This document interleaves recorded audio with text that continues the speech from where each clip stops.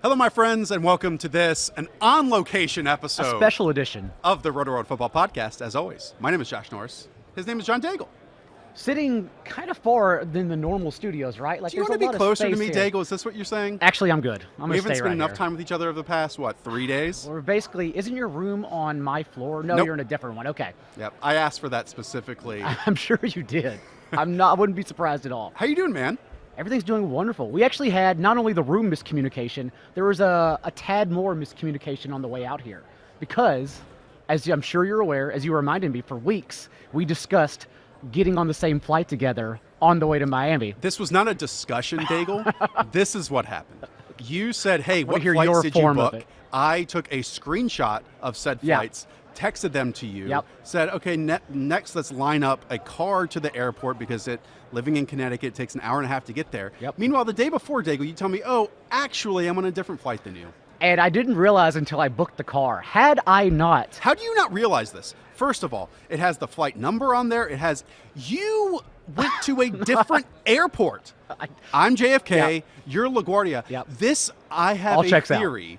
This was not a mistake. This was of your own decision and of own doing. I assure you, I did not want to wake up at 6 a.m. for a flight Sunday. It just happened. I was trying to get on the same flight for you, and if our lovely production assistant, Lauren, had not told me beforehand, hey, you're not going to this airport, and you're not on this flight, I assure you, I would have shown up with you. I literally would have shown up with you. Your aim is awful. Complete mistake, yeah. This is what happens when you leave me to my own devices. I mean, it's such a mistake that I don't believe you. I truly do not believe you.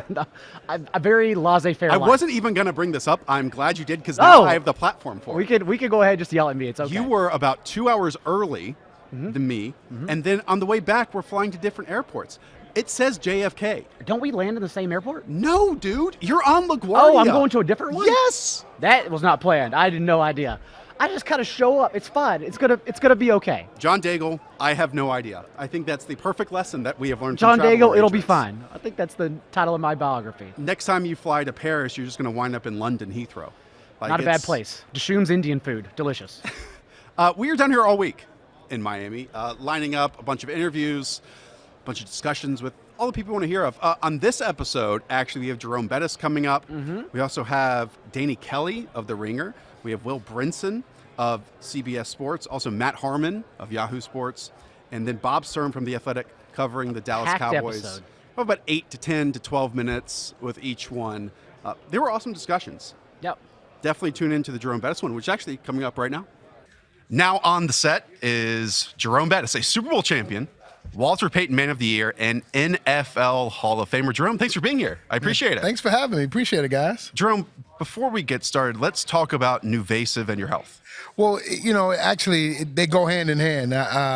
When I retired, I was a little beat up, but I didn't really realize it until I started to, play with my little kids, and I was playing golf a lot. And then I started to realize that physically I was having problems, and I started to do some research, and I needed a fusion on my back, and so it was a serious surgery. So I started to do my homework, and I found really the right surgery first, and the surgery is called the XLIF surgery. And then I found the right surgeon, which was a doctor named Dr. Uribe, and one of the best in the world. And from there, I was able to then assess everything. Had the surgery. A lot of people say it's an 8-month surgery. I was recovered well in 3 months, back to my quality of life and playing golf and all of those things. And if anybody wants to kind of see or hear or read about my story, they can go to nuvasiv.com/thebus. And I really lay it out for people that are maybe in a similar situation, questioning about their health, and they want to look at it. And if anyone asked, your golf game obviously got better, right? Anyone asked. My golf game did get better. I believe you. It did, because I was slapping it around. Now I'm turning on it. You feel good. I'll fight somebody on the golf course. Jerome, let's hop in the time machine here. I'm sure you get asked a lot about certain games. I want to take you back to week 1 of the 2004 season, because this is one of those historic days in my mind. Your stat line for that day, 5 carries, 1 yard, 3 touchdowns. I mean, that's magnificent. Greatest line ever. That might be the greatest. That couldn't have been the game plan for you just to have that stat line exiting game, I believe, against the Oakland Raiders, 24-21. Yeah, that wasn't the plan, but that's kind of the way it happened. So it was one of those. I was a goal line back at the time, and you know. I scored a couple times. Then there was one play I took a big loss. So that's kind of people are scratching their head like, how is that possible? But yeah, I had a loss play, which was very rare for me. I'm not a going backwards kind of guy, right? But it was a pretty neat stat line afterwards. I know you're a veteran on that team, but any of the guys rib you in the locker room for that stat line? You know what? Nobody really noticed it until, a couple weeks later, the national media made a point of saying, how crazy is this stat line? And then my teammates were like, man, come on, man. You scored 18 points for them. They didn't have complaints. It wasn't the points. They're saying, man, you're too big to get 1 yard in the game, man. And so, right, come on, man. So that I took a little heat for only getting 1 yard. At the end of that season, though, you actually toyed with the idea of retirement. Who approached you and what made you come back? Well, actually, it really wasn't anyone approaching me as much as, after the season ended, Coach Cowher told me, hey, don't make such a harsh decision after such a big loss. We were 15-1 that year. We lost to the Patriots in the championship, and it was heartbreaking. And so I got away from it and decided after a couple guys on my team reminded me that the Super Bowl was in my hometown of Detroit, that it'd be a shame if I missed it. And as it turns out, they were correct. It would have been a shame. Was there one teammate in particular? Well, Larry Foote was one, Clark Hagens. Those were the two guys that really were aggressive. And at the Pro Bowl, a lot of guys that year, because we were 15-1, I think we had 8 guys in the Pro Bowl. Yeah. And those 8 guys brought a couple other guys with them. So we maybe had 15 to 20 guys.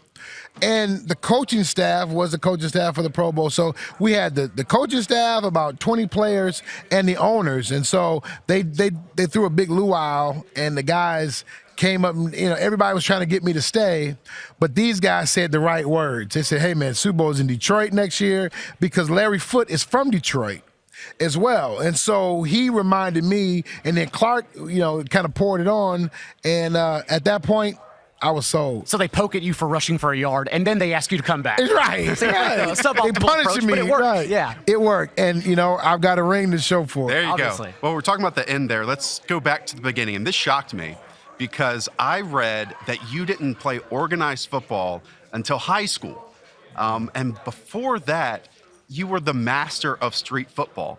There must have been a moment just playing the street with your friends that you realized, okay, I'm pretty good at this. My size is, adequate. I should try out for the team. Yeah, there was a time, I think I was about 13 to 14, and I was playing against my brother's friends, and my brother's 4 years older than me. So they were all 17 and 18 years old, and I hit one guy literally, and he flew into the fence of a house, and and he went underneath the fence. Underneath? Yeah, the fence was moving a little rickety. I hit him so hard he kind of rolled into the fence and went right underneath it. The fence buckled, and he went underneath the fence. And that's when I started to think about it. And the guys on the street were like, "Look, man, you need to play football." You say it like it's no big deal, Jerome. Like you put someone through a fence. It was, I didn't. At the time, it wasn't out of the ordinary. Yeah, I didn't think anything of it at the time, but when I look back at it, it was a bit strange to put somebody through a fence. He tells his friends that story his entire life, I don't think he does. I don't think that's something you want to tell somebody. Yeah, Jerome Bettis put me through a fence. They didn't add fences in that time, but the game has obviously changed so much since you played. Is there any running backs right now that stand out to you that are exceptional? Yeah, I mean, Saquon Barkley, you see him, he is impressive in every way imaginable. Ezekiel Elliott, you look at him, outstanding. I mean, Todd Gurley, he's still incredible running back. The problem with Todd Gurley this past year, everybody wanted to believe and think that he was hurt from last year. He was not. It was just they changed the emphasis and they wanted to throw the ball with more with Jared Goff. And then they realized late in the season that, we need to get back to running the football. And then you saw the running back that we've all seen from Gurley the last few years. And so I think Derrick Henry's special. You saw with the run he put on Mark Ingram. I'm a big fan of Mark. Do you kind of drift towards backs that show that power rather than, I know you mentioned Saquon, and he has a lot of elusiveness with that power, but do you ever drift towards people and players of your own style or more towards the guys who can win out in space? Now, I prided myself in being able to win in space a little bit as well, because I wanted to always be a little shifty, but with my size, it was, it's kind of an oxymoron. Right. Well, I was an easy target too. But I do look at a guy like Christian McCaffrey. Yeah. I mean, how special he is. So I'm conscious of those guys, but yeah, I mean, obviously my eye is going to always gravitate to a guy who's going to lower his shoulder and maybe run over a guy as opposed to run around a guy or make a guy miss. If you will. You mentioned your size. How does your workout training regimen actually change now that you don't play anymore? Well, for me, it's not as much about lifting as much as cardio. So I'm all, trying to ride the bike, get a Stairmaster, treadmill, those kind of things, the things I dread the most, as opposed to a lot of heavy lifting. Yeah. Right now, it's not about, staying at a certain strength threshold. I want to stay physically strong, but not the way I was training when I was playing. Before we let you go, Jerome, we haven't asked you about the game at all. Can we play a little game? Yeah, let's do Daigle it. stole this from someone at the beach. So we It was just a choose kid, one of these. actually. A kid? Okay. And answer the question that's in there. Uh-oh. It's about the game on Sunday. It's Can you no read that hard loud, question. too? Ooh, what position will win Super Bowl MVP, quarterback or other? Wow, it's a great question. And actually, I've been giving that question some thought because a few years ago, I was able to pick it, and so I've been kind of doing it every year. I'm terribly incorrect for the most part. We all are. That's what this show is. Of course, but I'm saying right now, obviously with the quarterbacks that you have, the big name quarterbacks, the assumption is that a quarterback is going to win it. But I think if I had to put it on somebody, I'd probably put it on the edge rusher. I Nick think, Bosa? Chris Jones? Yeah, somewhere like that could be. Interesting. I honestly thought you would say running back. Frank Clark from Kansas City. I think he would have a shot at it. I think whoever is able to disrupt the quarterback, I think they'll win it. That's my on the wing. Jerome Bettis suggesting possibly a defensive performance on Sunday. Not many people are saying that. Jerome, thanks so much for joining us. Thank you. Appreciate it, guys. Now on the set is Washington Redskins insider for NBC Sports Network. Washington, that is JP Finlay. What's up, fellas? Thank you for having me. Thanks for being here. JP, it's been a quiet offseason in Ashburn. Quiet's one word, probably the opposite of that, but certainly it's, I'll say this, as a reporter, it's been nice that everything happened fast. You have these long searches, what the Giants went through, the Browns still trying to figure out coordinators and stuff. The Skins, they ripped the Band-Aid off from the Bruce Allen era. Well, it seemed like they just took 3 moving trucks from Charlotte and just carried them on up there to Washington. Yeah, it's not that bad of a drive, 5-6 hours. They were probably fine. So from the outside, all that we hear was how much of an impact it's going to be that Bruce Allen is no longer part of this organization, that Ron Rivera was perhaps brought in to change the culture and the identity. From someone that is much closer to it, how realistic is that, and is that the correct perception? If it's possible, you're understating how huge it is that Bruce Allen has gone from this organization. His hands were in everything, and it's hard to, it's kind of hard to explain what his reach was and just the scope of all of it. So his removal also means a lot about Dan Snyder's evolution as an owner, because Dan and Bruce were tight. There's no secret about that. But late in the year, you saw what looked like that relationship was fracturing. And I think no matter what happens with Ron Rivera, he can come in and win 2 Super Bowls in 3 years. He could be there for 4 years and not make the playoffs. It's already a tremendous step forward for the Redskins organization. What's the first step, though, as they continue to rebuild this organization, as you said, literally from the top down? Well, I mean, at this point, it's kind of about personnel and what happens on the field going forward, because you've got your head coach. They promoted Kyle Smith to the VP of Player Personnel, which is going to be there. Tell us about him. Kyle is a really sharp football mind. He's been running college scouting for the Skins for the past few years. In Ron Rivera's introductory presser, he said one of the reasons he liked this job is because of the last 3 draft classes. No coincidence, those are the 3 that Kyle Smith has run. And they've found some players. I mean, Terry McLaurin in the 3rd round. A guy like Cole Holcomb last year had a lot of tackles. The drafts have been impressive. They have some young talent on this team on cheap rookie deals. It also helps. If you look at you joked about the moving trucks from Charlotte. Yeah. Ron has looked to guys that he has familiarity with, and he named Scott Turner as his offensive coordinator, who worked for him with the Panthers. Scott Turner's dad is Norv Turner. Norv Turner was the head coach of the then San Diego Chargers. Ron Rivera was defensive coordinator. The GM of that team was A.J. Smith, Kyle Smith's son. Huh. So there's So it's all connected. It's funny. a lot of that. Out of college, I applied for jobs with the Panthers. This is no surprise to anyone here, and But not a fan. Not a fan, but got all the way to like interviewing with the team president. And the line that he told me, it must have been like a Panthers line, is, "You need to find people that know that you're going to do a good job, and they will hire you." And that certainly seems like this is the case with Rivera and his coaching staff. Quickly moving over to the players, we saw Dwayne Haskins for about half a season, a little bit more. I still don't know if I know who Dwayne Haskins is as an NFL player. Is that fair? Yeah, and I don't know that this new staff, I don't know that Ron Rivera or Scott Turner know who he is. You can point to his last 6 quarters of football. It was a start against the Eagles and then 2 quarters against the Giants that were really, really good. He was completing more than 70% of his passes. This is 6 quarters. He had 400 yards passing. I think he had 3 touchdowns, no picks. He looked to finally have it. He looked like the kid at Ohio State that threw for 50 touchdowns. But the games before that, it was pretty ugly. The relief appearances early in the year before Jay Gruden got fired, awful. There's some discussion around how much coaching, how much direction, really even how much attention Dwayne Haskins got early on in the year, going all the way back to training camp. It wasn't a lot. Jay Gruden was a coach that knew he had to win in 2019.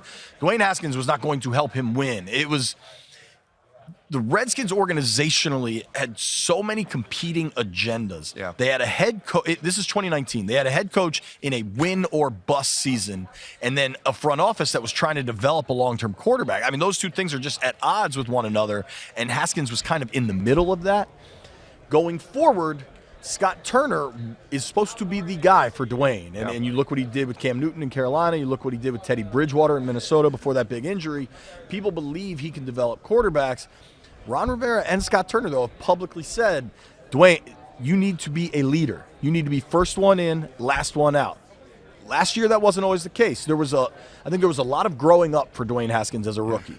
And he seemed to be starting to understand what it took to be a pro quarterback by the end of the year.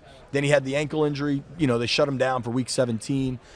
But they've got a couple months now before free agency and then the draft to figure out, this is our guy. Do we need to bring a veteran in? Alex Smith's still making $21 million this year, guaranteed. So he's going to be on the books. I don't think he's going to be on the field, but it's an evolving situation there. I actually wanted to talk to you about some of those free agents and where the organization sits on some, because as you already know, a lot of guys could walk, a lot of important players. Brandon Scherf, you have Vernon Davis, Adrian Peterson, Chris Thompson, Tony Bergstrom, the list goes on and on. So what do you think, are there any leans right now on particular players like that? Like, they can't lose a player like Brandon Scherf, Right. can they? I don't think so. And I think now that, because you got to, Bruce Allen was fairly tight-fisted with the cash. He let people walk, and he believed in the compensatory formula. If you look at what the Panthers did, and you know this, you're a fan of the team, they were willing to pay big money for a guard. And that's kind of what you're going to have. Trey Turner. Right, that's what you're going to have to do to keep Brandon Scherf. Yeah. So maybe the new organization understands, and Rob Rogers is their contract guy now. He was with Ron down in Carolina. It's entirely possible that the Scherf negotiations change immediately because it's a new staff looking at him. Because I think with Bruce, you saw reluctance to go to the top of the market, and you can point to Kirk Cousins as the prime example. They didn't want to pay Kirk the top of the market because he wasn't the best, or really even top 3. Scherf, I think you can easily argue, is top 3 and is worth that money. I'm much more optimistic about his deal now than I was prior to the changes. A guy like Chris Thompson is going to go and be a really good third down back somewhere else, I think. AP, there's a team option. I think they'd be crazy not to bring him back. Yeah. The biggest question for the Skins are guys they can release or trade. Josh Norman's making $15 million a year and was getting benched And late it was last funny season. because he was a little optimistic after Ron was hired that, like, oh, this might be a new chance at a new start. Doesn't seem like it based on how he played. Ron was also with the Panthers when they rescinded the franchise tag. That was more of a Dave Gettleman thing, possibly. Sure, right. Possibly. JP, I've noticed that you just completely milk your ISO. You are a pro at all this, but you haven't forever been in the media. When I say SNL Financial Energy Reporter, This is what you think of? What memories does that bring Is that back? on my LinkedIn page? It Where are you is. finding this? I have it up right now. We went digging. Yeah. I was awful at that. I'll be honest. What is it? What is an energy reporter? I reported on Energy. electrical transmission. So like from the power plant to the city, like the giant wires that get it back and forth.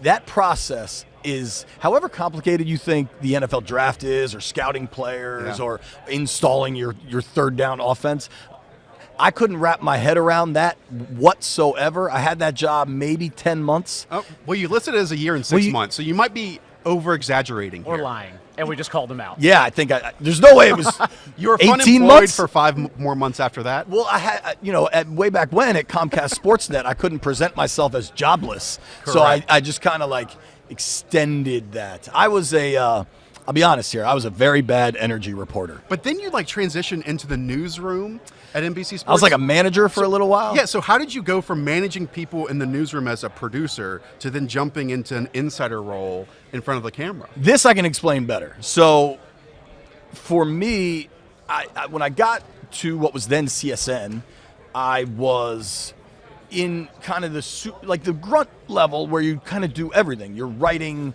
you're running the desk, you're running social, and I was pretty good at all that. And then I assumed some leadership, assignments along the way, and I was on like a cool management track, I would say. Maybe I end up in Stamford, Connecticut To one a day. glass office. I had an office, dude. Look at it was you. small. And now It you're was- sitting here with us. It was quite small. It was like half of this desk, but it had a door. But I had always told my bosses, so all along, even as I started having more and more on my plate with other stuff, I always was covering the Skins. Like that has just been a passion since I was a kid, right? I grew up there. That is, even how bad they are the team of record in DC. Right. And I always told my boss, hey, if this one job opens, that's what will get me to switch back. And that was wishful thinking. I didn't know that I would get it. But sure enough, you remember Tariq El-Bashir? Yeah. So Tariq was a hockey guy a Capitals, long time, right? He was covering the Skins for us. He wanted to get back to hockey. He switched back to hockey. That job opened up, and I went, pushed all my chips in, was able to get it. A couple people took a chance because I didn't have any real TV chops. I'd done some fantasy stuff. You weren't on TV reporting energy? No, Is that what dude. you're saying? Okay. Everyone would fall asleep. Yeah.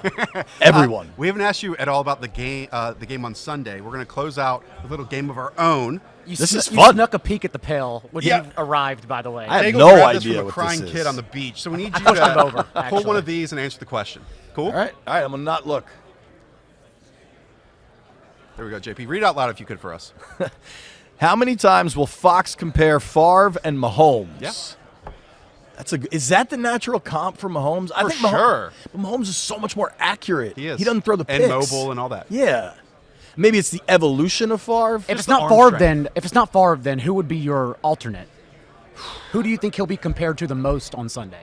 Yeah, who do you think when you think Patrick Mahomes, or is he just that unique that you don't think of anyone? The Titans version of Mahomes we saw, Uh-huh. I would kind of go Steve Young Got when it. he's running Okay, like that. And I think Steve Young was a more accurate passer, but that was a different era where completion percentages were different. Sure. I don't know that there is a comp for Mahomes. I'm sure they'll make – how many times are they going to make that? At least 3. I was going to say 3. 3 would be my over-under, and I'd probably – like if you set it at 3.5, it'd get real interesting. Who's your comp for him? Favre.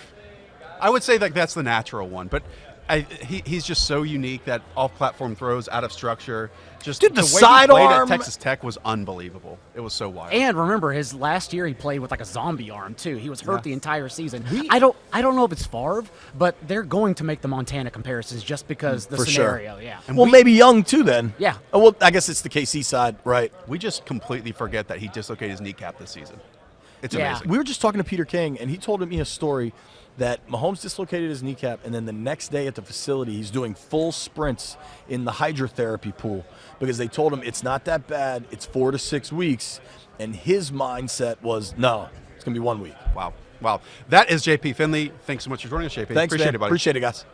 Joined at the desk now, staff writer at The Ringer, Danny Kelly himself. Danny, how are you doing, man? I'm doing excellent. How are you guys doing? We're great. How's a West Coaster do when traveling to the East Coast and having to do a lot of media obligations? It's a little bit weird. Obviously, the clock, the internal clock is a little bit off still since I'm on West Coast time. But I was in Mobile last week, so it was a little bit of an acclimation Gotten for me. accustomed to it. Yeah. Yeah, and then I drove here like a lunatic. Did you really? It was an 11-hour You went drive. straight from Mobile to here? Yeah, I don't know why. Did you plan that out in your head? Did you look at it Google Maps? You're like, oh, 10 Alabama 10 and and a half. Miami, one state over. Yeah. Yet It it turns out to be an 11-hour drive. The flight time, total like travel time, was going to be like 8 hours because I had to connect in Charlotte or something. And so now I was just like, I'm just going to drive. What does Danny Kelly do in an 11-hour drive? By Just himself? listen to podcasts the whole time. Hours? Yeah. Thank you. What was the appreciate highlight, by the way, of the drive? 11 hours. You had to see something Ooh. exciting. That's really tough. To be honest with you, I Truth. wouldn't do it again. It probably wasn't that great. As someone that drove once from Tampa to Mobile, the Floribama Shore is an interesting place. Would you agree? But I think the driving took a significant dip once you get into Florida. Yes. The fellow drivers, I should say. I would say the best part was probably going through Jacksonville. There was like a nice little bridge over there. It was like pretty. Otherwise, it was just pretty flat. You nothing. couldn't It's see okay. anything. Nothing interesting. It's all good. Why don't we jump into some football? Yeah. You want to do that? Sure, let's do it. You know the Seattle Seahawks very, very well. Spend a lot of time at field goals. I'll leave this question open and then we can go detailed after that. Sure. If you were the GM for a day of Seattle, if you took John Schneider's job for one day, what would be your first move? Ooh, that's this a good offseason? question. I keep adding receiver weapons.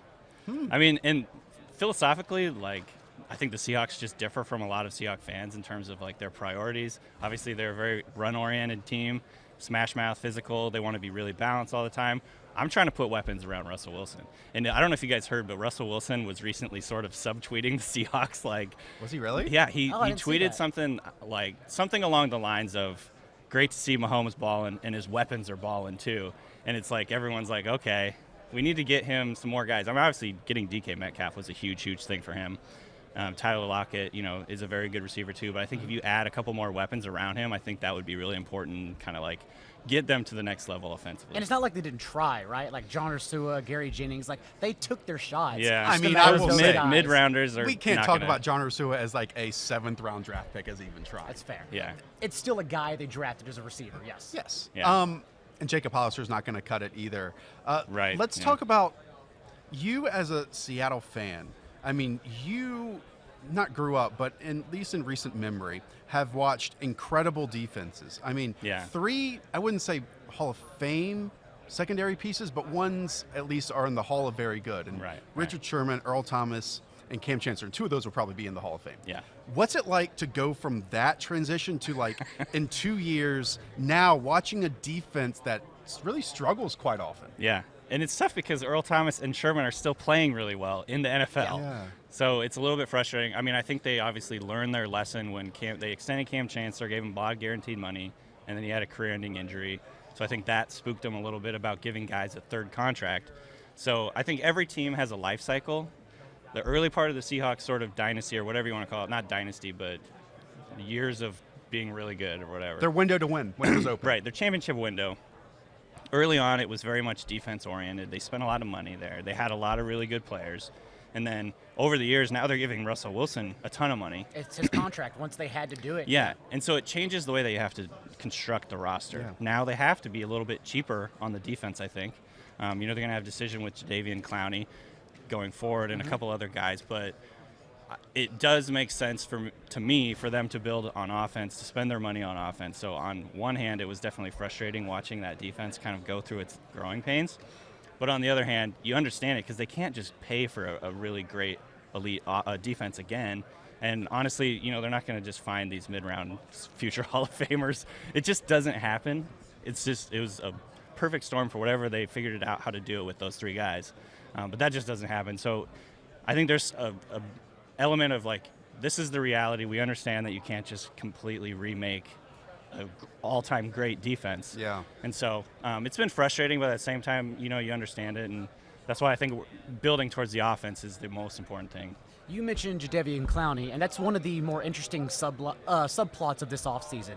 But let's take Seattle, push them aside for a second. What is the one thing you're monitoring this offseason? The one storyline you're interested to see play out? Not aside from Jadeveon? Aside from Seattle, aside from Clowney.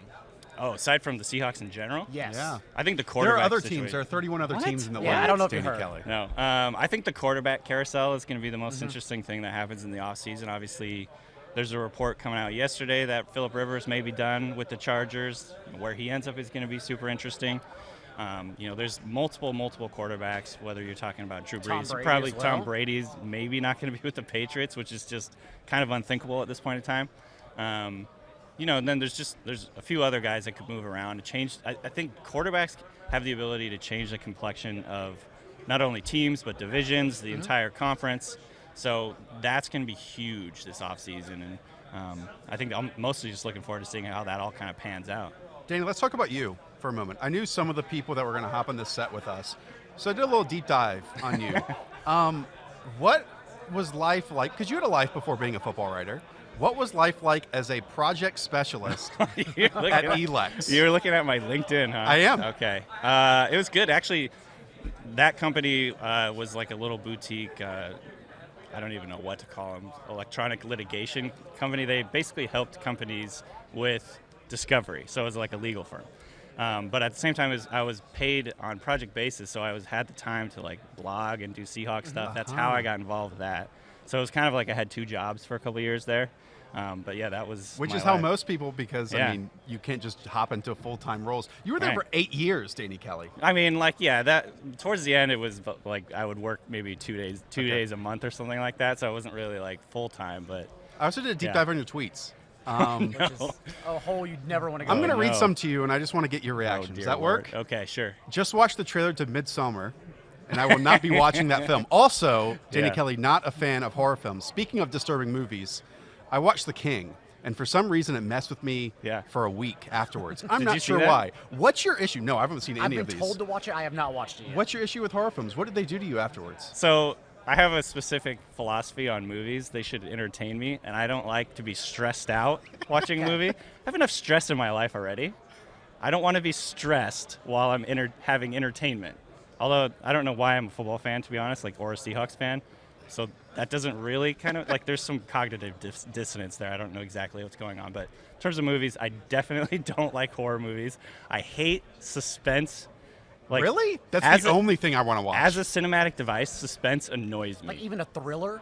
That's Well, considered no, jump like scares? thrillers are fine, but when you have scenes, Tension that builds. yeah, purposely just inserting Drama. it annoys the crap out of me. So Okay. basically, I'm just not into those kind of movies. I want to be entertained. I want to have You want action. escape, I gotcha. from reality. So yeah, The King is a crazy movie though. By the way, I'll Just- take your word for yeah. it. We got to get out of here. I forgot our little game, so I'm going to play it for you and ask Okay. you this question. Usually we have this bucket We have a and lunch you pail. draw I something pushed out a of kid it. over and stole it. My but mind's now already it's on not loop, here, so I'm All right. already forgot it. Here is one. Will the 49ers have more passing attempts or rushing attempts on Sunday? What do you think? Passing attempts, and I think it's because the Chiefs' offense will be successful in this game, and that they're going to have to try and score a lot of points. I do think they'll be relatively still be balanced, at least for NFL standards. But I bet, I'm guessing that they're going to have to be coming from behind a little bit, and so they're going to have to rely a little bit more on Jimmy Garoppolo. How do you think that's going to fare for them? I don't know. I mean, I do have faith in Garoppolo. he's made some pretty big throws on like third downs and key situations. In week 17, he made a really huge play on a third down that basically sunk the Seahawks. So he's had that. He has that experience. Yeah, I'm not like bitter about it, but yeah, I think he's good. Like he's also the kind of guy who will just go YOLO and throw an interception too. So it really just depends on how his decision making goes. But I think he has it in him.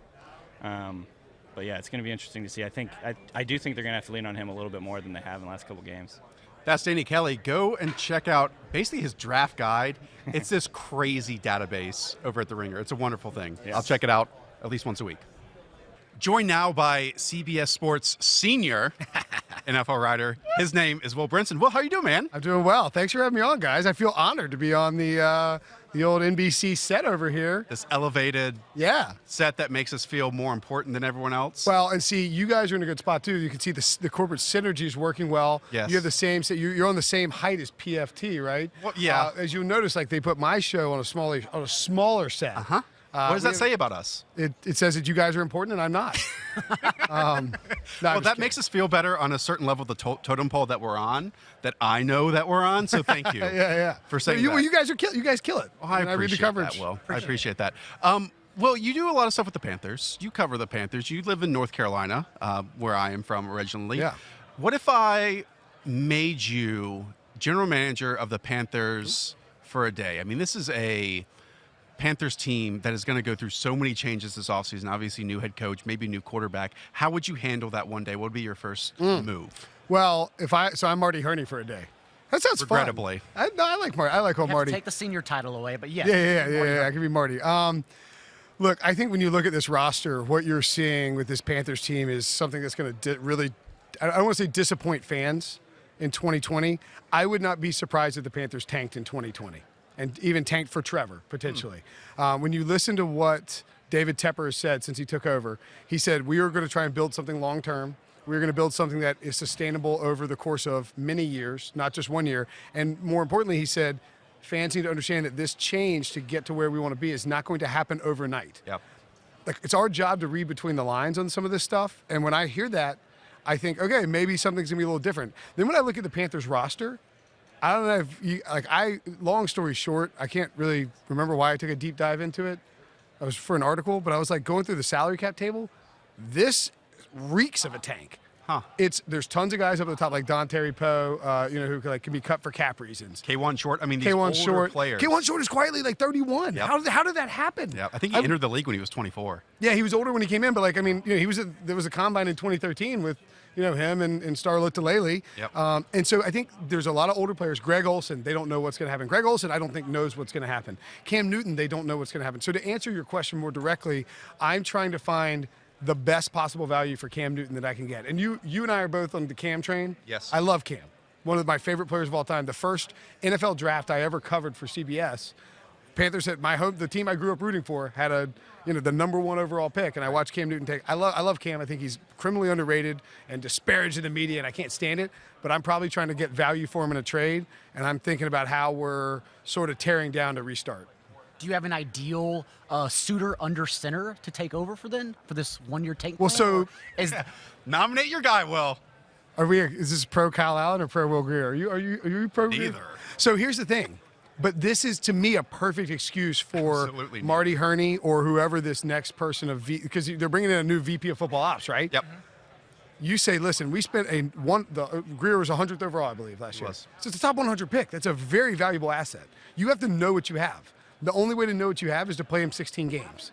It is eerily reminiscent, in my opinion, of Jimmy Clausen being taken in the second. Not the talent level, but It might be. But that was one of the worst offensive teams you'll ever see. Yeah. And you can ask Jeff Schwartz about it, because he was on that team, right? And he's like, man, that team, we stunk.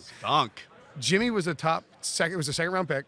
They had to see what they had in him. I believe Marty drafted Jimmy him without even meeting him. Like, he knew of his talent because they thought that whole draft process. Jimmy. Well, remember the trade in the first round. But the trade was they moved up in the second round. But the year before, they moved up to get Everett Brown. Right. And then they didn't have a first round pick. So they had to move up in the second round to get Jimmy that year, and like they just like hemorrhaging draft. I mean, assets. it's bad that we can't even keep track of all the bad Marty Herney trades. I mean, he traded eventually the number 33 overall pick for Armonte Edwards. That was a bad one. Yeah, there's I feel a number like we can go I feel down like that even was more. owner imposed. Don't you think it's weird, though, that there has been so much change about process and that they want to build a franchise, a program with lasting success, yet they're keeping the person who, when he was fired by Jerry Richardson, worked at local radio. No one ESPN hired 730, him. right? Yeah, Yes, yeah. no one hired him, and then got back in the good graces after Dave Gettleman destroyed relationships. Yep. And now they're just carrying him over. I know they want to hire someone as like his right-hand man. Well, but it's no. odd. But see, if you go back and read the statement from Tepper, it's actually weird. It's not his right-hand man. It's assistant GM and VP of football ops. Right. So my understanding is that that person would actually, Marty would actually report to that person ultimately. Interesting. With that person being groomed to take over the GM job. And we've seen how these things, you guys have seen how these things go in the offseason. Like, I'm not saying that Marty's going to be out after the draft. Like, I don't know. But I mean, like, I wouldn't be stunned if they made a change. I mean, it would be weird to like keep him around and have him in the press releases on the new coach and have him on the coaching search. But I think they might want to maybe transition him to a different role and groom this VP of football ops guy to be the eventual GM football czar type of person. So like that's sort of, I don't think they know exactly where they're going to go. All of this just leads me to believe the Panthers probably aren't going to be very good in 2020. That question led to a lot of Panthers talk. That Yeah, was sorry about enjoyable, that. But I got to be honest, I was just teeing it up to hear Phillip Rivers. I was literally setting it up for you. You didn't take it. So now, See, that's my whole thing is I don't think they'll sign him because I don't think they want to win 6 games with Phillip Rivers. Okay. And I think that would be the worst case scenario. I think he goes to the NFC South though, potentially. Tampa. give us the Tampa. ideal landing spot. Tampa? Okay. I think the 2 best landing spots for Phillip Rivers are the Tampa Bay Buccaneers and the Indianapolis Colts. Bruce Arians, like we talked about all offseason, we're like, oh, the ultimate no risk it, no biscuit quarterback is Jameis Winston. No, Phillip Rivers is the perfect Carson Palmer 2.0. Okay. Like people say his arm strength's diminished. I don't think it's. I mean, look, he's older. I don't think it's as bad as people say. You can bring in a guy like Ronald Jones, throw some swing passes. These pass catching backs. Maybe trade for David Johnson too. I don't think Bruce Arians wants to deal with 5 year. Like you're going to go 5 years of Jameis Winston at like $35 million a year. That's a lot of risk. You go 2 years of Phillip Rivers. That's a bridge that gets you out of the Jameis Winston sort of sunk cost to me. So I think that would fit. And then Frank Reich's his old quarterback's coach at Indianapolis. Where did this, and I'll be honest with you, Will, where did this inception of this Phillip Rivers infatuation start? With me? Yeah, take it to the top. Well, I went to NC State in '99. Correct. So I showed up at NC State and Rivers is there. Okay. And like I didn't have any classes with Rivers, and I wish I'd worked with the technician so I could have covered him more there. But like just an NC State fan who got 4 years of Phil, and he's also like a lovable Southern character. Like there's not a lot of like Bolo tie is genuine. yeah. It's a wonderful Phillip Rivers Yeah, he's like, impersonation. yeah, Of course you got threw an Phillip Rivers interception. He's like, I don't know where the ball went. Like, and I'm not like he'll go like 30 seconds without saying anything. He's just very energetic and passionate. So when Phil tears up at press conferences, does Will tear up at press conferences? I got him. Yeah. There was a lot of emotion. Now look, if the Panthers sign him, I have multiple friends who said they'll buy season tickets. Aha. State fans who will buy season tickets who live in Raleigh will drive to Charlotte to watch the Panthers. So if David Tepper's listening and he is interested, Wants your opinion. He wants 2 season ticket holders from Raleigh. No, I mean, it was emotional. I'm sure. Like Phil, I mean, like I just think the Chargers thing is like the ultimate, like what if scenario. Like in 2006, Marlon McCree intercepts Tom Brady, and they're going to the AFC Championship game against a Colts team that they could absolutely have beaten, and freaking Troy Brown strips McCree. Brady gets the ball back. They win, and then but the Colts coming to Miami. Like it's just they were always so close and just always tripped over themselves. And It's very between painful. Peyton, Breeze, Brady, like he played in truly one of the greatest generations for quarterbacks. For sure. It was like Roddick behind Federer and Djokovic. It's just like kind of the wrong time for him to be one of the best. Or like in the Phil game. Mickelson playing with Tiger. Like it's Yeah. you're just and also you look back at the trade that Archie Manning forced. Like, good job by you, Dad. Good move by you because Eli won 2 Super Bowls and he's memed out to death, but he's going to the Hall of Fame easily. And Phil's like, well, I went to the AFC Championship game and played with a torn ACL because I worked for this organization that, like, even with like LT, Vincent Jackson, Antonio Gates, and a great offensive line, couldn't put it all together. We haven't asked you at all about the game on Sunday. How we're going to do that? Okay. Play a little game. I love a game. Daigle took this from a crying kid at the beach. Pick one of these, answer it, if you will, for us, and read it out loud, Finally, because this is not only a video, but it's also a podcast. Just so you know, I'm going to steal this bit at some There point. we go. We stole it already. Some tourist shop on North Beach. It's This is available. a good one. This is a good question. Who gets more airtime, Robert Saleh or Mike Shanahan? I remember talking about this last night. So it's an interesting question, and I think it's probably game script dependent. If the defense is playing well and getting stops on 3rd and 4th down and sacking Mahomes, it is going to be laser-locked Robert Saleh airtime. He's got Just more flexing at just the camera. Yes. screaming, just like you could see the veins popping out of his Handsome man. Very handsome man. Yeah, rugged. I would not Cross him? You would not cross him? No, we're not crossing. Yes. I was just saying, you're at this event, and it's big dudes like Frank Clark and Chris Jones, and Yes. strong offensive linemen out there. It's the scariest guy is Robert Saleh. I wouldn't mess with that guy. Shanahan, if the offense is winning for the 49ers and they're running the ball effectively, and Raheem Mostert, an undrafted free agent, is having a huge game, it'll be cut to Shanahan you can really see the tendencies of his father and son here operating. So that's a very good question. I will say it's game script dependent, but I would pick Saleh. No, I'll pick Shanahan because I think it's gonna be a shootout. And quickly, how do you think the game's going to go? I had this lingering suspicion that the 49ers are going to be awesome in this game. Yeah. It's just kind of The there. 2 weeks to prep, Yeah, and figure out pieces of the Chiefs defense to attack. Yeah, and I don't think they're going to hold Mahomes down. I think it's going to be a shootout. I think it's going to be a fun game, Interesting. lots of points scored. I think they're going to probably have to open up Jimmy Garoppolo some in this offense and make him throw. I do think the Chiefs defense is better than people think. I think that if all the units in this game that are being rated properly or underrated, overrated, I think the Chiefs defense is getting the short end of the stick. Yeah. They're being treated like they can't stop the 49ers offense. Right. I mean, Honey Badger played a game of his life against against the Titans. He was flying everywhere. They were stuffing Derrick Henry. I know it's a different run game. It's going to be hard to stop. I think the Chiefs can pull it off. I'm with you. It's interesting because we talked about the Chiefs defense last year and how they were a couple pieces away, but they added those pieces this summer. I mean, you talked about Frank Clark, and now you have Terrell Suggs and obviously Tyrann Mathieu. It's going to be an interesting one to watch. Will, thanks so much for joining us. Thanks for Appreciate it, having man. me. Appreciate it, guys. Joined now by the stylish, the California living. Oh my God. Matt Harmon, how you doing, buddy? I am doing so great. It's good to be here in Miami, soaking it all in. This is my first Super Bowl. I've been doing this professionally for 5 years, for 5 years, and this is the first time I ever actually get to come to the big game, as they call it. So I'm enjoying it. It actually makes two of us, but Josh here is a seasoned veteran. No, I've only been to one. I went up to Minnesota, so it's quite different. Yeah, no kidding. The Minnesota one was a lot of fun. We did the roller coaster interviews with Cam Jordan and Gerald McCoy. We went ice fishing. None of that's going to happen out here. I don't think so. I have to wear SPF 70. We're probably all in the same boat. I don't really like to comment on that particular part of my issues in life, but yeah. Matt, it's great to see you, man. I haven't seen you in 2 years. 2 years, yeah. Back in Charlotte when we did a little brewery tour there. How's California life? I mean, not to call you out, but you must have a little style icon out there. I mean, it's you got some bracelets now. You got a couple layers on, even though it's 70 degrees outside. Oh, I'm a sellout. Yeah, that's the thing. People have been like, it's gonna be hot in Miami. Not really. It'll be in the 70s. That's kind of a little breezy. It's fine.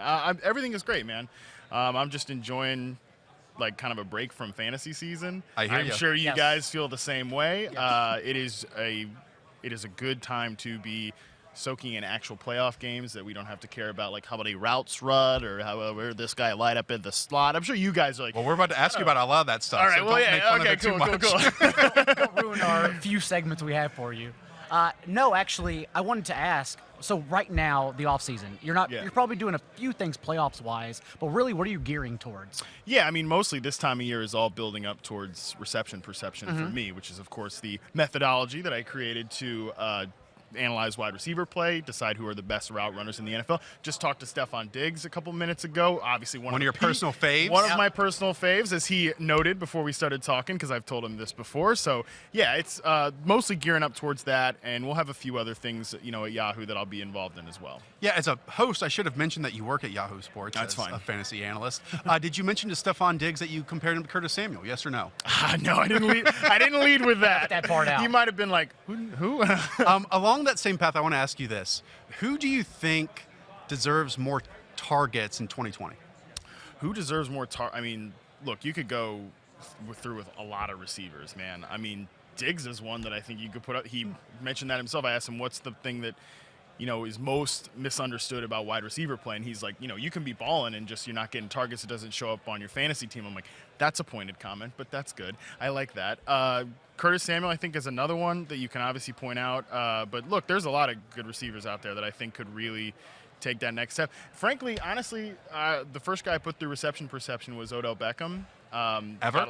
No. This year. this offseason, yeah. And that's another interesting situation to monitor. So I mean, there's a lot of guys you could go through. Did I influence reception perception at all in terms of the alliteration, Matt? I went back actually through our history last night on Twitter because you and I have a long history. What a strange thing to do, by the way, Josh. I know. I probably shouldn't have admitted that. To be fair, we both did it into the lobby. We were like, what do we? Oh yeah, we have. What do we want to talk? about. Yeah, what can we talk to Harmon about? He's such a boring guy. The first time you ever added me on Twitter, it was this tweet.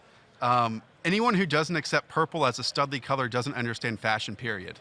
Do you still have that stance? Yo, I wore like a light purple. Well, I mean, look, I work for Yahoo Sports. You have to be careful with the colors over there now. Out there now, yeah, it's very studly color. How fitting. We should have. This was foreshadowing. If It a was, book was it written was. of Matt's life. But honestly, I wore like a purple shirt at media night last night, over or under like a kind of dark jacket. I think that's a good mix. I completely hold that stance. That was December 2nd of 2013.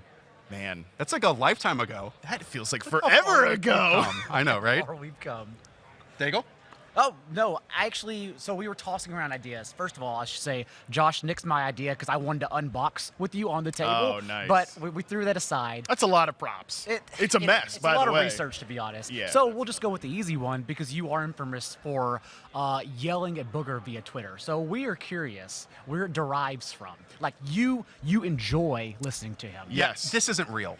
What, you think that's not a real opinion? No, that you enjoy Burger McFarlane on your television set. You don't actually. Here's the thing. You kind of have to take a step back from it because I think that football media, let me just do like a media commentary on media, which is my favorite. You sit back and listen. Yeah. So here's the thing. Like, I think when you look at the NFL landscape right now, we've got enough people that are teaching us stuff, that are unveiling new insights of the game. And that's what we're all trying to do, like, in our jobs. And then you've got guys on TV that have played the game that can really, like Tony Romo. Everybody talks about Tony Romo, how great he is. Well, that's great. Like, but everybody doesn't have to be that. And I think Booger brings like a levity to the situation. Something, we're just not taking the game so seriously. Honestly, like, look, the guy drew something on the screen twice in one season. Yeah. Twice. Like, we need some of that. The NFL takes itself a little bit too seriously. We all know that. Let me be quiet here. We got, people next door.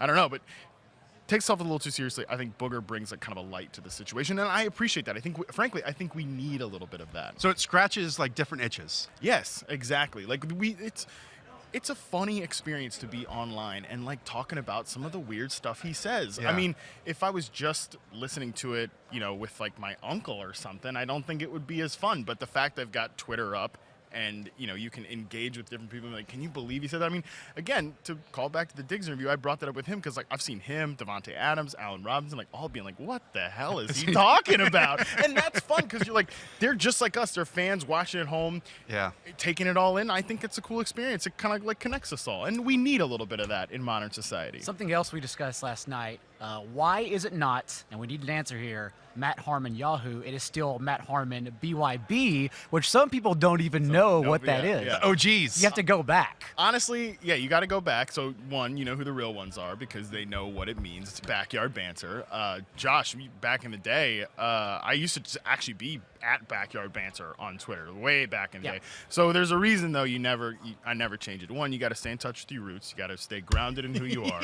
Got to know where you came from. Got to know where you came from. And also, if you change your Twitter handle, they take that blue check away from you. I mean, you can get it. Oh, really? Oh, I didn't know but that. If you just straight up go in right now, change your Twitter handle, it'll take away that blue check. You can get it back if you got some connects, blah, blah, blah. But essentially, it's like, I'm sure you guys have all had some bad relationships in your life. Like some people make the real bad mistake and get like their significant other's name tattooed on themselves. I've never done that personally. I thought you were about to tell us. No. But it's like that, really, because it's kind of just, you can never remove it. but it reminds you of where you came from and your past, and that's how the Twitter handle is, because you can't take that away unless you want to lose that blue check. And I mean, do you really want to lose that blue check? I don't think so. That's what it comes Status. Exactly. We've got a few more minutes. Let's close with some football stuff. Okay. Obviously, I know, and you're probably pigeonholed as this wide receiver guy, but it's what you spend a lot of time doing. Yeah. Good job. Amari Cooper's a free agent. Sure. What do you think about Amari Cooper's outlook? Because he's such an interesting case study for me. Yeah. Because he always has had this talent, even coming out of Alabama. Yet he was with the Oakland Raiders, and it was super inconsistent. And part of that might be the offense he was playing, and part of that might be playing with Derek Carr. Yep. And I would say for the majority of the time, at least a full season, he's been consistent with Dak despite it being awkward at the end. Yet he might search for money. He might come back. What's kind of your perception of Amari Cooper as a player? Yeah, so my perception of him has always been that he does have the talent. He has the ability to flash absolutely elite route running. But I think that kind of comes and goes. I think especially in Oakland, like to start off when they were kind of running him out there as an X receiver against man coverage, press coverage, snap after snap, that was a problem. And then I thought it made a lot of sense. Like, actually, John Gruden in the initial showing with Oakland sort of moved him around, put him at flanker a little bit, which I thought was super smart. I thought that was one of the sharpest things I saw Gruden do in 2018. And then in Dallas, they continued that as well. And I thought this year he was kind of taking that next step to becoming more of a full field player, but I still think there were some inconsistencies this year. So what I would love to see from Cooper to kind of take that next step is like the route running ability that he flashes in spurts, do that over a 16-game stretch, because I still don't think we've seen that yet. I thought we were going to see it at the beginning of this year. I did too. And then I think it kind of tailed off. Because he had those games like against the Vikings when he was winning contested along the sideline. Yes. And then we've talked about him being able to play in the slot and the outside, but it just like fizzled toward the end of the year. Yep. And it made no sense to But me that's who he has been It his is. entire career. So I said this, and I think it was on Chris Harris's podcast, like this is by far the best I've ever seen him play, especially from like a consistent route to route basis, just winning throughout the game. There were some games this year where he was just, in peak form, absolutely demolishing guys. And then again, it started to fade a little bit as the season went on. And at some point, I think you do just kind of have to accept maybe a guy is who he is. If he moves teams this year, I think that would be even more problematic. And it makes you wonder like what the priorities are, because we have no idea Yeah. for these players either, right? Like, do they prioritize production and fit and good quarterback play, or are they searching for money? Yep. And I think that Amari, again, is going to be a case study for that. If it weren't so consistent throughout his career, I could say we could easily attribute the injuries he had at the end of the year. But again, like you said, every single part year. of it. Is there someone else you're looking forward to charting this offseason as well? I think that one guy I really want to dive into is Marquise Brown from the Ravens. Yeah. Oh, yeah. Was a huge fan of him coming out of school. I thought he was the best route runner in last year's draft class, especially among kind of the smaller speed receivers. And I think it's unbelievable that Lamar had the efficient passing season that he did, while Hollywood wasn't popping for 16 games. So I want to see if some of that came to the NFL level, and obviously, there were injuries there this year. That's another kind of consistent theme as well. But he's a guy who I really want to see, does he win from a route-to-route basis? Has he brought that ability to the NFL with him? We haven't asked you anything about Sunday. How we're going to do that? Okay. Play a little game. You know games. I know games. You know hooks. Interviews just can't be the same every No, it single can't time. be, three chuckleheads just talking back and forth. Why don't you reach your hand in here, Okay. pick out a piece of paper, and answer it for us. If you can read it aloud, since this is, well, You could use a scoop if you want to. Since It this might be is a little both tougher, though. a video and a podcast, please do that for us. Okay. Does Patrick Mahomes attempt a no-look pass? Aha! Interesting. Interesting one. Let me think. Let me run my analytical model here on this one to be able to predict this based on the weather, home road splits. Right. I mean, look, it's the Super Bowl. Got to leave it all out on the table, right? So, yeah, sure. I say he does. How do you think the game goes? I think it's going to be high scoring because I think these are the two best offensive play callers in the NFL. Kyle Shanahan, number one, Andy Reid, number two. And I think that they can beat you in multiple different ways. I mean, especially the 49ers offense, if they want to establish the run, I think they can do that. But I think the Packers, it was so strange to watch them run out a bunch of nickel defenses, consistently put multiple defensive backs on the field when they're telegraphing. They threw 8 passes in 2020. That's unbelievable. So I think what they were afraid of was that play-action passing game, like beating them in the intermediate levels of the field. And I think that if you're going to target Kansas City somewhere, we know they gave up a lot of catches, not necessarily big fantasy numbers, to tight ends. I think that they can be beat in that area. I think that's if the 49ers want to go with that play-action passing game in the intermediate levels, I think they can do that. And obviously, I don't know how you contain Mahomes right now with what he's doing. So I think it's going to be a high-scoring game, and ultimately, I think it's going to be close, but I flip-flop a lot. I do think the 49ers win, though. And as a lifelong fan, obviously, I'm biased. Lifelong fan since September, of course, yeah. Since March. March, I'm sorry, yeah. Please, Gotta show me some respect. You are digging into that, by the way. Yeah, well, look, one thing I have learned is brand? Not necessarily that. One thing I've learned in media is always lean in. When you got something good going, you lean in. And that is definitely what I've done this year. I did not expect it to end up here at the Super Bowl, the team that I picked to be a lifelong fan of in 2019. But here we are. Matt Harmon, thanks so much for joining us. Appreciate it, buddy. My pleasure, guys. I'm so glad all my old tweets could get brought up. We went through the whole thing here, man. It was a lot of fun. Joined now by Bob Sturm. Bob Sturm is the Dallas Cowboys writer for The Athletic, and I heard the golden voice for the ticket in Dallas. Well, I'm certainly on there. The yes. golden voice, Yes. as you can tell. John Daigle's been listening to you prior to the show. I just want you to know he's been doing his homework. He doesn't know the story, actually. Josh doesn't. That we go back like way back? over a yeah. decade. Oh, yeah. In fact, there is college radio audio that exists that I did not bring with me because both of us, more importantly me, just sounds like a complete idiot. So we're not ever going to unveil it. I mean, Yeah. I would take a guess that you two weren't in college together. Was this John Daigle looking for advice out of college? I probably, right? It was about Dan Reeves, we were talking, Yeah. and Stars Hockey now, which I Okay. don't even discuss whatsoever anymore. Well, you should. It went all over the Very, place. very plucky little hockey team. They So, might do big things. Behind the scenes, though, we're actually like 30 minutes late here today because we got bumped for Jorge Masvidal, but it's okay because Josh got to finish the Villa game. So Yeah, Aston yeah. Villa. Villa. Tell me about Jorge Masvidal. I mean, I obviously know that he is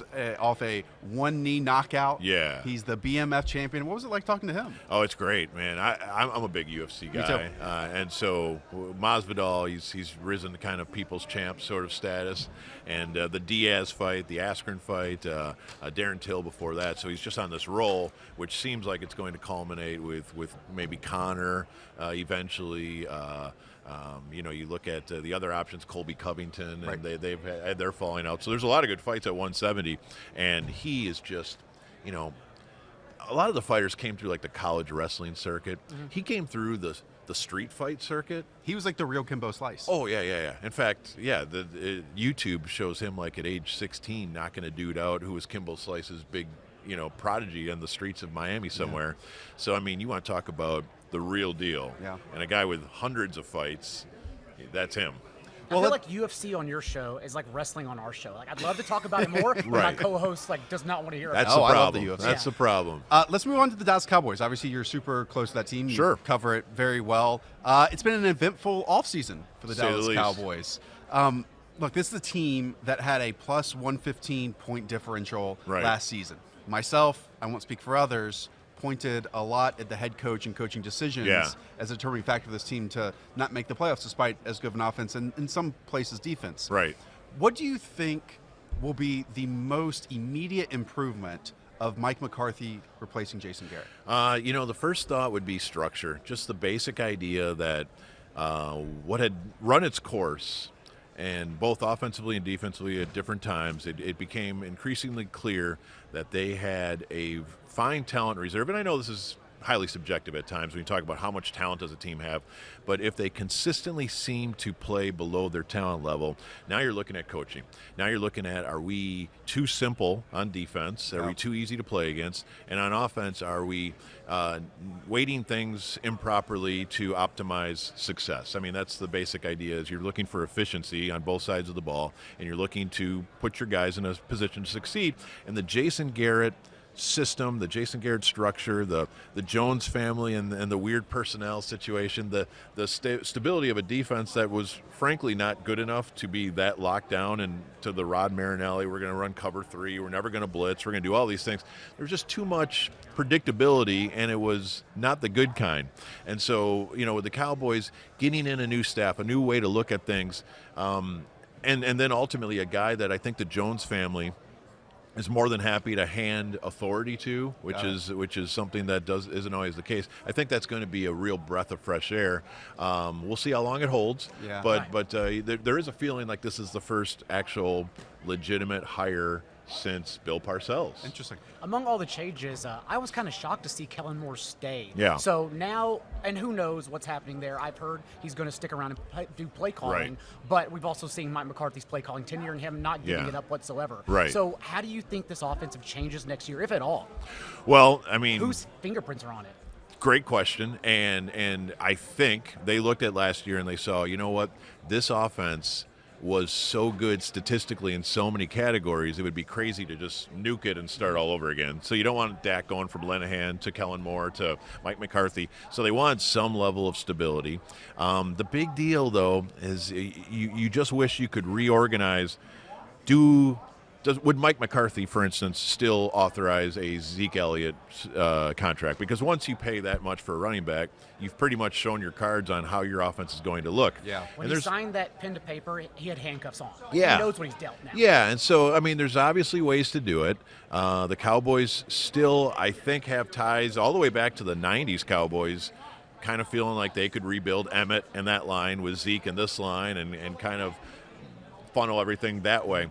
The ability to pull that off in the modern NFL, surely there's something to running offenses or run first or play action offenses. I mean, clearly we don't all think that there's no place for it, but how much? And so when you have the weapons of Cooper and Cobb and Gallup out there wide, and you have Prescott throwing the ball around, how much of that should be done? Well, yeah, but we paid this running back this much money. So it's that constant weird deal where they spent draft picks, number one picks on a guard, a center, a running back, and all these things. So they really put their eggs in that basket, right. Whereas the whole league, we see Andy Reid. What does Andy Reid believe in? Well, pretty much the opposite of what Jason Garrett and Jerry Jones believe in. So how are we going to sort this out? Bring in Mike McCarthy and hope we can bridge that gap. And there's another running back in Dallas, too. And yes. His name is Tony Pollard. And it seemed he has juice. Yeah, every single time Tony Pollard came into the game, he was electric. Yes. And he added something. I certainly understand not taking Zeke Elliott off the field. From your read, what did the Cowboys think of Tony Pollard heading into the season, think of him during the season, and maybe what the goal is to have him in the future? Well, entering the season, I'm pretty sure they thought that it was good insurance if Zeke were to hold out. I don't know that they ever planned on him holding out for very long because the Cowboys don't really toe a strong negotiating line. They always pay their guys, especially if they really like him, and they love Zeke. So Pollard, when he started showing what he could do in preseason, there was an idea like, man, they got to get him on the field. They got to find a place for him. Yeah, but you just got Randall Cobb in here, and you got these three receivers, and you got Jason Witten back, and you got Zeke, and you can only put 5 skill guys on an offense at the same time with your quarterback. So how does Tony Pollard fit in? The fact of the matter is you got to get your playmakers on the field. You got to find a place for them. And too many times in 2019, Tony Pollard was a spectator, especially in those road games and especially in the games the Cowboys lost. I mean, there's a correlation in almost every case. Now, Pollard was not perfect. That fumble in Philadelphia certainly didn't help things in Week 16.